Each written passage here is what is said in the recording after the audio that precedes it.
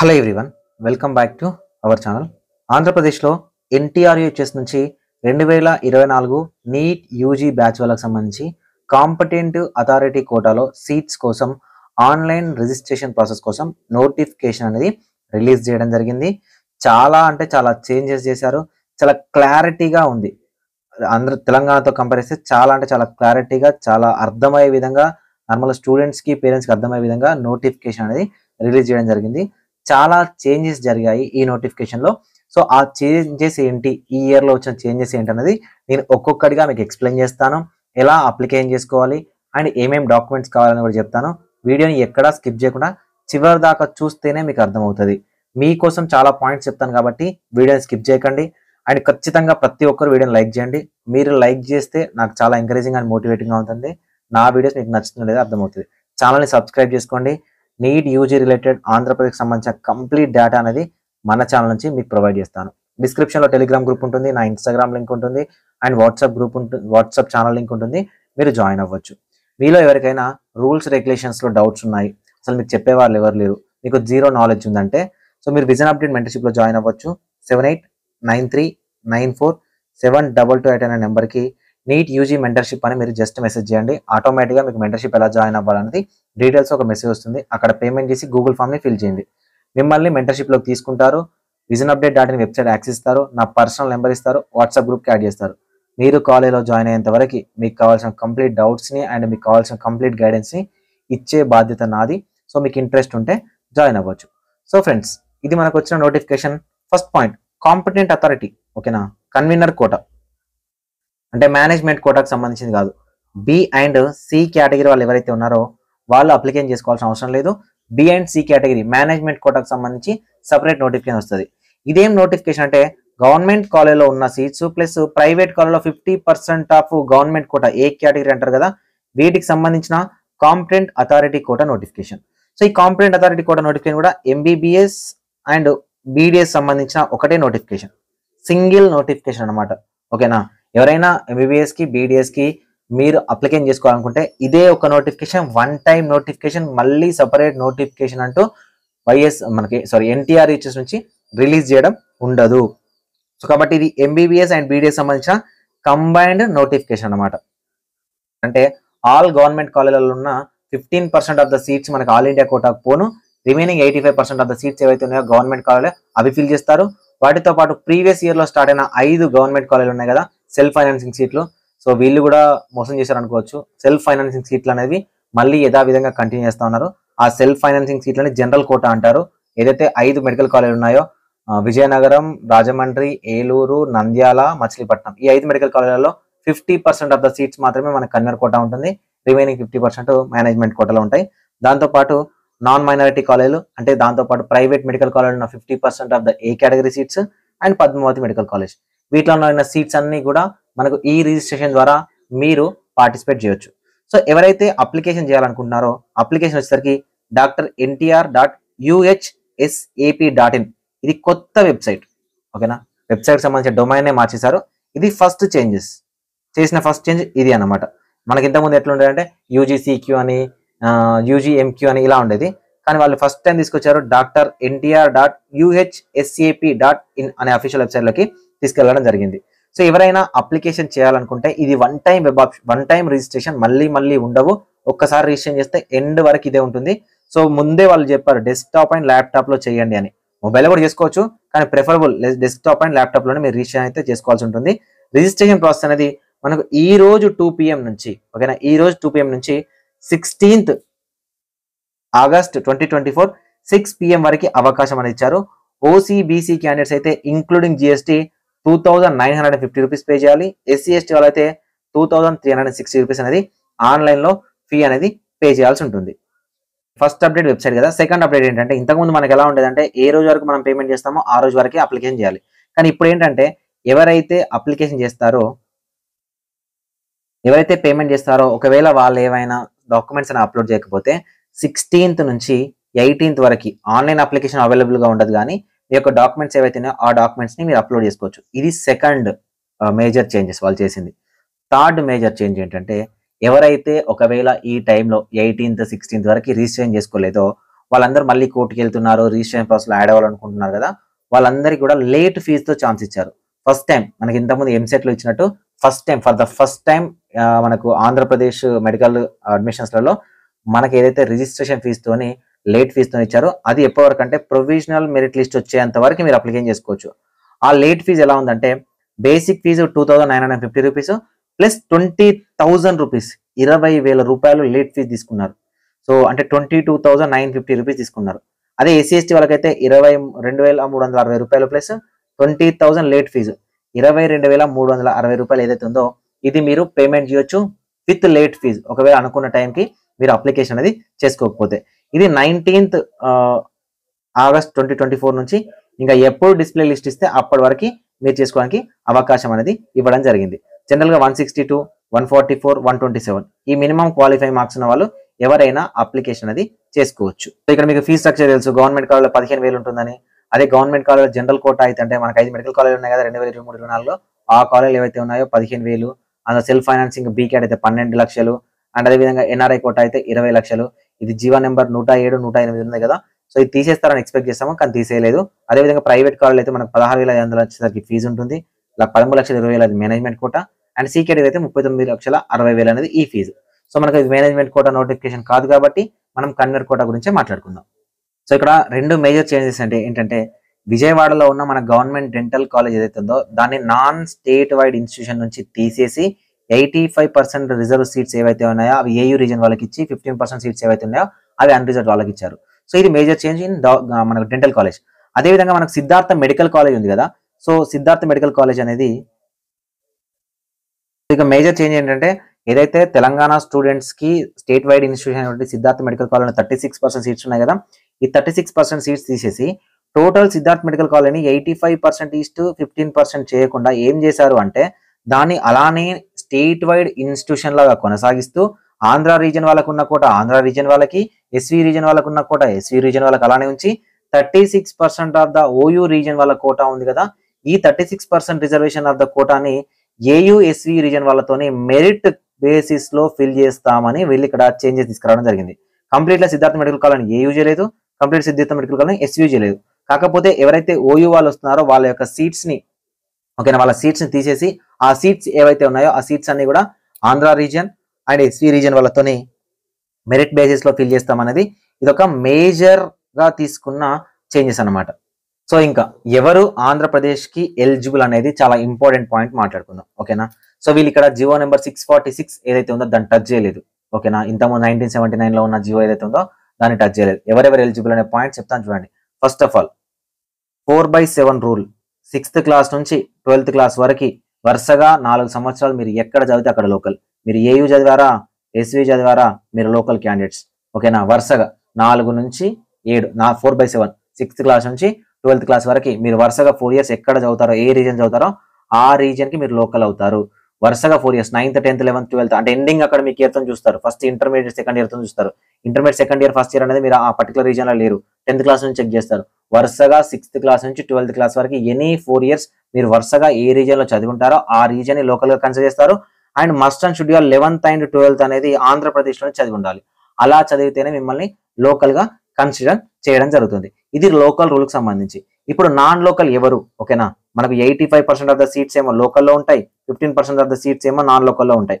AU reason వాళ్ళు ఎస్వీలో non local అవుతారు, SVU reason వాళ్ళు ఏయూలో నాన్ లోకల్ అవుతారు. ఈ విధంగా ఒక రీజన్ వాళ్ళు ఇంకొక రీజన్ లో నాన్ లోకల్ అవడానికి 15% ఆఫ్ ద సీట్స్ ఏవైతే ఉన్నాయో ఆ 15% ఆఫ్ ద సీట్స్ అవి యూజ్ అవుతాయి. మరి ఇప్పుడు ఈ 15% ఆఫ్ ద సీట్స్ లో ఇంకా ఎవరెవరు ఎలిజిబుల్ అంటే ఫర్ ఎగ్జాంపుల్ ఒక క్యాండిడేట్ ఉంటాడు 1 to 10th వరకు ఆంధ్రప్రదేశ్ చదువుకుంటాడు, ఇంటర్మీడియట్ అదర్ స్టేట్ లో చదివాడు. ఈ క్యాండిడేట్ నాన్ లోకల్ అవుతాడు ఓకేనా. ఈ క్యాండిడేట్ నాన్ లోకల్ అవుతాడు. సెకండ్ ఒక క్యాండిడేట్ అసలు ఇక్కడ ఏం చదవలేదు, ఫస్ట్ క్లాస్ నుంచి 12th క్లాస్ వరకు ఇక్కడ ఏం చదవలేదు. ఒక క్యాండిడేట్ ఇక్కడ చదవకపోతే వాళ్ళ పేరెంట్స్ ఓకేనా, వాళ్ళ పేరెంట్స్ అనే వాళ్ళు ఎవరైతే ఉన్నారో పేరెంట్స్ గనక ఇక్కడ చదివితే ఆంధ్రప్రదేశ్ లో చదివి ఆంధ్రప్రదేశ్ రెసిడెన్స్ అయినట్లయితే వాళ్ళకు ఏపీఎన్ఎల్ అనే స్టేటస్ ఇస్తారు, ఏపీ నాన్ లోకల్ స్టేటస్ అని ఇస్తారు. వీళ్ళు 15% ఆఫ్ ద సీట్స్ లో పార్టిసిపేట్ చేయొచ్చు. 3 ఎవరైనా పేరెంట్స్ వాళ్ళ పిల్లలు ఇక్కడ చదువుకోలేదు, పేరెంట్స్ ఇక్కడ పుట్టిన వాళ్ళు కాదు, ఇక్కడ రెసిడెన్స్ కాదు, కానీ వాళ్ళు గవర్నమెంట్ సంస్థలలో పనిచేస్తున్నట్లయితే ఆర్ సెమీ గవర్నమెంట్ సంస్థలలో పనిచేసినట్లయితే సెంట్రల్ గవర్నమెంట్ లో పనిచేసినట్లయితే వాళ్ళ పిల్లలు 15% ఆఫ్ ద రిజర్వేషన్ ఏదైతే ఉందో దాంట్లో పార్టిసిపేట్ చేసుకోవడానికి అర్హులవుతారు. సో కంప్లీట్ గా ఓయూ రీజియన్ వాళ్ళు ఎవరైతే ఉన్నారో, ఓయూ రీజియన్ వాళ్ళు మొత్తం తెలంగాణకు సంబంధించిన డొమిసైల్స్ ఎవరైతే ఉన్నారో వాళ్ళు అప్లై చేయడానికి ఎలిజిబిలిటీ లేదన్నమాట. And other state candidates, Karnataka domiciles not eligible, Bihar not eligible, Tamil Nadu not eligible, Kerala not, ఎవరు ఎలిజిబుల్ కాదు. సో కేవలం ఏపీలో పుట్టి పెరిగి, ఓకేనా, ఏపీలో పుట్టి పెరిగి సో జాబ్ రీత్యా వేరే స్టేట్ లోకి వెళ్తే, వాళ్ళ పిల్లలు కూడా వేరే స్టేట్ లో చదువుకుంటే వాళ్ళు ఆంధ్రప్రదేశ్ లో ఉన్న అన్ని మెడికల్ కాలేజీలలో 15% ఆఫ్ ద సీట్స్ ఏవైతే ఉన్నాయో వాటికి పార్టిసిపేట్ చేయొచ్చు, ఓకేనా. అండ్ గవర్నమెంట్ ఎంప్లాయీస్ అయితే కూడా పార్టిసిపేట్ చేయొచ్చు. అంతేగాని మేము తెలంగాణ వాళ్ళము, మేము బీహార్ వాళ్ళము, మేము కర్ణాటక వాళ్ళము, మేము అక్కడ పుట్టి పెరిగాము, మా పిల్లలు కూడా అక్కడే చదివారు, మేము ఆంధ్రప్రదేశ్లో అప్లికేషన్ చేస్తామంటే ఎలిజిబిలిటీ లేదు. ఇది లోకల్ స్టేటస్ సంబంధించిన ఎలిజిబిలిటీ అనమాట. పేరెంట్స్ కానీ పిల్లలు కానీ ఒకవేళ 15% ఆఫ్ ద సీట్స్ ఏవైతే ఉన్నాయో వాటికి ఎలిజిబిలిటీ తెచ్చుకోవాలనుకుంటే annexure 4A or annexure 4B, so parent residence certificate కానీ అండ్ స్టూడెంట్ రెసిడెన్స్ సర్టిఫికేట్ ఏదైతే ఉందో ఆ స్టూడెంట్ రెసిడెన్స్ సర్టిఫికేట్ అనేది మీ దగ్గర ఉన్న ఎంఆర్ఓ ఆఫీస్ నుంచి తీసుకొని సో మీరు సబ్మిట్ చేయాల్సి ఉంటుంది. అండ్ ఇంకా చేంజెస్ గురించి మాట్లాడుకునే ముందు అసలు ఎలిజిబిలిటీకి సంబంధించి డాక్యుమెంట్స్ ఏమేమి కావాలని చెప్తాను. నీట్ యూజీ ర్యాంక్ కార్డ్ అనేది మ్యాండేటరీ, అండ్ అదేవిధంగా ఎస్ఎస్సి మెమో అనేది మ్యాండేటరీ, క్వాలిఫైయింగ్ ఎగ్జామినేషన్ ఇంటర్మీడియట్ అనేది మ్యాండేటరీ, అదేవిధంగా 6th క్లాస్ నుంచి 10th క్లాస్ వరకు స్టడీ సర్టిఫికేట్స్ అనేది మ్యాండేటరీ, అండ్ 11th 12th అనేది స్టడీ సర్టిఫికేట్ మ్యాండేటరీ. అదేవిధంగా ట్రాన్స్ఫర్ సర్టిఫికేట్ అనేది ఓసీ వాళ్ళకి అవసరం లేదు, ఎస్సీ ఎస్టీ బీసీ వాళ్ళకి అయితే మ్యాండేటరీ, ఓసీ వాళ్ళైతే కాలేజ్ అడ్మిషన్ లో మ్యాండేటరీ. క్యాస్ట్ సర్టిఫికేట్ అనేది ఓసీ వాళ్ళకి కాదు, బీసీ ఎస్సీ ఎస్టీ వాళ్ళకైతే మ్యాండేటరీ. అండ్ మైనారిటీ సర్టిఫికేట్ ఏదైతే ఉందో ఇది ముస్లిం వాళ్ళకి మ్యాండేటరీ. అండ్ ఈడబ్ల్యూఎస్ ఎవరైతే ఉన్నారో ఓసీ క్యాండిడేట్స్ వాళ్ళకైతే 2024-25 మెన్షన్ చేస్తున్న ఇయర్ ఉంటుంది కదా, అది చాలా మ్యాండేటరీ. పేరెంటల్ ఇన్కమ్ అనేది ఎవరికైతే 2 లక్షల కన్నా తక్కువ ఉంటుందో వాళ్ళకు పేరెంటల్ ఇన్కమ్ అనేది మ్యాండేటరీ. అండ్ ఫిజికలీ హ్యాండిక్యాప్ వాళ్ళకి physically handicap certificate mandatory, NCC వాళ్ళకి NCC certificate mandatory. And CAP వాళ్ళకైతే క్యాప్ రిటైర్డ్ ఎంప్లాయీస్ కానీ సర్వింగ్ ఎంప్లాయీస్ కానీ సో డిఫరెంట్ గా ఉంటుంది కాబట్టి వాళ్ళ యొక్క డాక్యుమెంట్స్ అనేది చాలా మ్యాండేటరీ. స్పోర్ట్స్ కోటా వాళ్ళకి స్పోర్ట్స్ కోటా, పిఎంసీ వాళ్ళకి పిఎంసీ, ఆంగ్లో ఇండియన్ వాళ్ళకి Anglo Indian, scouts and guide వాళ్ళకి స్కౌట్స్ అండ్ గైడ్స్. అదేవిధంగా ఎవరైతే students residence certificate non local candidates ఉంటారో, ఆంధ్రప్రదేశ్ అండ్ తెలంగాణలో అసలు చదువుకోలేదు, మా పేరెంట్స్ చదువుకున్నారు అనుకున్న స్టూడెంట్స్ ఎవరైతే ఉన్నారో వాళ్ళకి మాత్రమే రెసిడెన్స్ సర్టిఫికేట్ అనేది 10 years అనేది మ్యాండేటరీ, మిగతా వాళ్ళకి అవసరం లేదు. అండ్ ఆధార్ కార్డ్ అనేది మ్యాండేటరీ అయితే కాదు. ఇంకొక పాయింట్ ఉంది, అసలు స్టూడెంట్స్ పేరెంట్స్ ఇక్కడ చదువుకోలేదు, చదువుకోవాలని పక్కన పెడితే స్టూడెంట్స్ ఇక్కడ చదువుకోలేదు, సో తెలంగాణలో చదువుకున్నారు. ఎవరైతే స్టూడెంట్స్ తెలంగాణ నుంచి ఆంధ్రప్రదేశ్ కి మైగ్రేట్ అయ్యారో 2014 తర్వాత జీవో నెంబర్ 132 ప్రకారం వాళ్ళు ఎంఆర్ఓ ఆఫీస్ నుంచి లోకల్ సర్టిఫికేట్ అని తెచ్చుకోగలిగితే స్టడీస్ తో సంబంధం లేకుండా వాళ్ళకు ఆంధ్రప్రదేశ్ లోకల్ అనే ఆప్షన్ ఇచ్చేస్తారు, ఓకేనా. అదేవిధంగా క్యాండిడేట్ సంబంధించిన ఫోటోగ్రాఫ్ మ్యాండేటరీ, సిగ్నేచర్ అనేది మ్యాండేటరీ. సో ఇప్పుడు నేను చెప్పిన డాక్యుమెంట్స్ ఏవైతే ఉన్నాయో ఈ డాక్యుమెంట్స్ అన్ని కూడా బిలో 500 KB PDF ఫార్మాట్ లో ఉండాలి, ఓకేనా. సో రిమైనింగ్ మీకు సిగ్నేచర్ అండ్ ఫోటోగ్రాఫ్ వచ్చేసరికి 100 KB బిలో JPG ఫార్మాట్ లో ఉండాలి. సో ఇది మీకు బేసిక్ గా మీరు అప్లికేషన్ చేసుకోవడానికి మీకు కావాల్సిన document and fees and local అనేది ఎవరు అనేది. ఇప్పుడు మనం కమింగ్ టు రిజర్వేషన్ విషయానికి వచ్చినట్లే సంబంధించి మిగతా ప్రీవియస్ గా ఉన్న రిజర్వేషన్స్ ఓకే, కానీ ఈ ఇయర్ చేంజ్ చేసిన మేజర్ చేంజెస్ ఏంటంటే EWS reservation. The reservation of 10% in favor of economically weaker section candidates who are not covered under existing scheme of reservation SC, ST and BCs will be made as per the procedure guidelines issued by the government of AP. So ఇందులో 2 points ఇచ్చారు. 2 points ఏంటంటే in the government medical college where additional seats are permitted by NMC or government of India for the purpose. ఇంతకుముందు మేము చెప్పాను కదా super న్యూమరీ seats అని, ఏదైతే NMC previous గా మనకు సీట్స్ యాడ్ చేసిందో కొన్ని గవర్నమెంట్ కాలేజీలలో ఫర్ ఎస్పెషల్లీ ఫర్ ఈడబ్ల్యూఎస్, ఆ సీట్స్ ఏవైతే ఉన్నాయో వాటిని కంటిన్యూ చేస్తామని చెప్తూ ఇక్కడ ఒక పాయింట్ ఉంది చూడండి. In respect of remaining colleges NMC additional seats ఇచ్చినవి కాకుండా EWS reservation will be followed as per the clarification of government of India GO number 94 home and medical and family welfare department dated 6/8/2024 which is as follows. To implement economically weaker section quota in Kannada quota seats of all medical institutions affiliated to University of Health Sciences within the permitted seat quota. ఓకేనా, అంటే 10% reservation ఏదైతే ఉందో NMC ఇచ్చిన additional ఇచ్చిన సీట్లలో కాకుండా అన్ని medical కాలేజ్లో మేము ఇంప్లిమెంట్ చేస్తున్నాం, except minority college and super speciality కోర్సెస్లలో కాకుండా. సో ఏవైతే MBBS సీట్స్ డెంటల్ సీట్స్ ఉన్నాయో వాటిలలో 10% రిజర్వేషన్ అనేది ఈడబ్ల్యూఎస్ కోటా అనేది ఈ సంవత్సరం ఇంప్లిమెంట్ అవ్వబోతుంది, ఓకేనా. గవర్నమెంట్ కాలేజ్ ఇస్తాడా ప్రైవేట్ కాలేజ్ ఇస్తాడని కాదు, అన్ని కాలేజీలో కూడా ఎవరైతే ఈడబ్ల్యూఎస్ 10% అనుకున్నారో ఇది ఇంప్లిమెంట్ అనేది ఈ ఇయర్ నుంచి చేయబోతున్నారు. 10% అనేది ప్రజెంట్ ఉన్న సీట్ల నుంచి ఇంప్లిమెంట్ చేస్తే ఈడబ్ల్యూఎస్ క్యాండిడేట్స్కి గుడ్ న్యూస్, కానీ మిగతా అన్ని క్యాస్ట్ల వాళ్ళకి బ్యాడ్ న్యూసే. కట్ ఆఫ్ అనేది ఎక్కడికో రీచ్ అవుతుంది. ఓసీ వాళ్ళకి ఎక్కడికో పోతుంది, బీసీ వాళ్ళకి, ఎస్సీ ఎస్టీ వాళ్ళకి కూడా ఎక్కడికో వెళ్ళిపోతుంది. ఇది ఈ ఇయర్ చేసిన చేంజెస్లో ఇంకొక చేంజెస్. కేఎన్ఆర్హెచ్ఎస్ కన్నా డాక్టర్ వైఎస్ఆర్హెచ్ఎస్ ఆంధ్రప్రదేశ్ నుంచి వచ్చిన నోటిఫికేషన్ చాలా క్లియర్గా ఉంటుందని. ఎందుకు క్లియర్గా ఉంటుందంటే వాళ్ళు చాలా పాయింట్స్ మెన్షన్ చేస్తారు క్లారిటీగా. అసలు ఎలా జరుగుతుంది కౌన్సిలింగ్ ప్రాసెస్ అనేది మనకి ఎంసీసీ ఎలా రిలీజ్ చేస్తుందో అలానే ప్రాస్పెక్ట్స్ అని రిలీజ్ చేస్తారు. సో ఇందులో మనం ఫస్ట్ రిజిస్ట్రేషన్ చేసుకోవాలి. మన యొక్క మెరిట్ లిస్ట్ ఇస్తారు. మెరిట్ లిస్ట్లో పేరున్న వాళ్ళు 1 టైం వెబ్ ఆప్షన్ పెట్టుకోవాలి. ఒకవేళ సీట్ వస్తే 10,600 రూపాయలు అనేది ఫీ కట్టాలి. 1 టైం వెబ్ ఆప్షన్స్ ఉంటాయి, మళ్ళీ ఉండవు. ఒకటేసారి వెబ్ ఆప్షన్స్ ఉంటాయి. ఈ అప్లికేషన్ అయిపోయిన తర్వాత మనకు వెబ్ ఆప్షన్ నోటిఫికేషన్ వస్తుంది. మీరు అప్పుడు వెబ్ ఆప్షన్ పెట్టుకోవచ్చు, నేను చెప్తాను. అయితే ఈ సంవత్సరంలో అందరికీ గుడ్ న్యూస్ ఏంటంటే రౌండ్ 2 రూల్ ఏదైతే ఉందో అది ఆంధ్రప్రదేశ్లో తీసేశారు. ఇది చాలా మందికి ఆంధ్రప్రదేశ్ స్టూడెంట్స్ ఎవరైతే ఉన్నారో వాళ్ళకి గుడ్ న్యూస్. ఇది ఎక్కడ మెన్షన్ చేశారన్నా అని మీకు డౌట్ రావచ్చు. ఇక మెన్షన్ చేశారు, మీరు ప్రాస్పెక్ట్స్లో 11, 12, 13, 14 చదువుకోవచ్చు. ఓకేనా. ఎవరైనా జాయిన్ అయ్యి మేము సీట్ వదిలేస్తాము అంటే 3 లక్షల రూపాయలు పెనాల్టీ పే చేయాలి. జిఎస్టీ 54,000, 3,54,000 అనేది ఎంబీబీఎస్ వాళ్ళు, అండ్ 1,18,000 బీడీఎస్ వాళ్ళు మీరు పెనాల్టీ అనేది పే చేయాల్సి ఉంటుంది. మీరు ఎంబీబీఎస్ కానీ బీడీఎస్లో కానీ జాయిన్ అయిన తర్వాత కోర్సు డిస్కంటిన్యూ అనేది చేయాలంటే. కాకపోతే ఇక్కడ పాయింట్ ఏంటంటే రౌండ్ 3 రూల్ అనేది తీసేశారు. రౌండ్ 2 రూల్ తీసేసి రౌండ్ 3 రూల్ తీసుకొచ్చారు. అంటే మనకి ఏఐక్యూలో రౌండ్ 3 రూల్ ఎలా అయితే ఉంటుందో ఆ రౌండ్ 3 రూల్ అయితే తీసుకురావడం జరిగింది. ఎందుకంటే 2023లో చాలా మంది స్టూడెంట్స్ ప్రాబ్లం అనేది ఫేస్ చేయడం జరిగింది. ఇది అందరికీ గుడ్ న్యూస్. ఎందుకు గుడ్ న్యూస్ అంటే ఆంధ్రప్రదేశ్లోని స్టూడెంట్స్ రౌండ్ 2 నుంచి రౌండ్ 3 వరకు కూడా అప్గ్రేడేషన్ పెట్టుకోవచ్చు. ఓకేనా. ఈ ఛాన్స్ అనేది ఇవ్వడం జరిగింది. To retain or continue in the phase 1, phase 2 reported college seat. ఓకేనా. ఎవరైనా స్టూడెంట్స్ ఇంతకుముందు ఎలా ఉండేదంటే మనకు రౌండ్ 2 కన్నా ముందే రౌండ్ 1లోనే కంటిన్యూ అవ్వాలన్నా రిటైన్ చేసుకోవాలన్నా రౌండ్ 1లోనే రిటైన్ చేసుకునేది. కానీ ఇప్పుడు ఎవరైనా స్టూడెంట్స్ ఉంటారో వాళ్ళ యొక్క సీట్ని కంటిన్యూ చేయాలనుకున్నా, రిటైన్ చేయాలనుకున్నా. రిటైన్ అంటే ఏంటంటే కంటిన్యూ. ఫర్ ఎగ్జాంపుల్ నాకు గుంటూరు మెడికల్ కాలేజ్ వచ్చింది.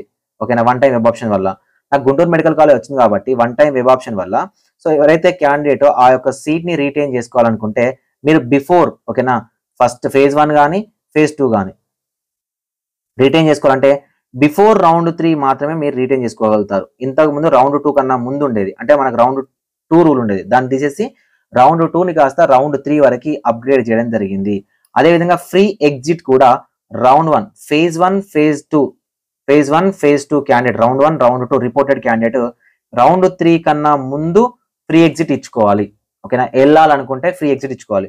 వన్స్ రౌండ్ 3 జరిగింది అంటే మీరు ఫ్రీ ఎగ్జిట్ అవ్వడానికి అయితే ఛాన్స్ అనేది లేవు. సో ఈ సంవత్సరం వీళ్ళు ఇచ్చిన నోటీస్ ప్రకారం రౌండ్ 1 నుంచి రౌండ్ 2కి, రౌండ్ 2 నుంచి రౌండ్ 3 వరకు, ఓకేనా, ఆల్ ఇండియా కోటా రౌండ్ 3 అయిపోయిన తర్వాతనే మనకు స్టేట్ లో రౌండ్ 3 ఉంటుంది. సో స్టేట్ లో ఉన్న రౌండ్ 3 వరకు ఈ ఆంధ్రప్రదేశ్ స్టేట్ లో ఉన్న క్యాండిడేట్స్ ఎవరైతే ఉన్నారో వీళ్ళు అప్గ్రేడేషన్ అయితే పెట్టుకోవడానికి అవకాశం ఇచ్చారు. ఇది నిజానికి ఆంధ్రప్రదేశ్ గవర్నమెంట్ తీసుకున్న గుడ్ న్యూస్ అనమాట. సో దీనివల్ల మనకు ఆల్ ఇండియా కోటాకి వెళ్ళే మన స్టూడెంట్స్ ఎవరైతే ఉంటారో ఈ స్టూడెంట్కి అవకాశం ఇచ్చిన వాళ్ళు అవుతారు. లాస్ట్ ఇయర్ కూడా నేను ఇదే ఇష్యూ మీద ఫైట్ చేయడం జరిగింది. యూనివర్సిటీ వాళ్ళు ఇచ్చిన నోటిఫికేషన్ రాంగ్ ఇచ్చారని స్టార్టింగ్ లో చెప్పాము. కానీ లాస్ట్ ఎండింగ్ వచ్చేసరికి అది మా టైపోగ్రాఫికల్ ఎర్రర్, వాళ్ళు కూడా గమనించలేకపోయారు. సో రౌండ్ 1 అప్పుడు నోటిఫికేషన్ వచ్చినప్పుడు నేను చెప్పాను, కానీ అది లాస్ట్ కు స్టూడెంట్స్ పోయి మన మెంటర్షిప్ లో ఉన్న స్టూడెంట్స్ పోయి అడిగిన తర్వాతనే టైపోగ్రాఫికల్ ఎర్రర్ అని రౌండ్ 3, రౌండ్ 4 తర్వాత వాళ్ళు మళ్ళీ మార్చి ఇవ్వడం జరిగింది. కానీ ఈ సంవత్సరం చాలా క్లారిటీగా ఈ నోటీస్ అయితే వాళ్ళు మెన్షన్ చేశారు.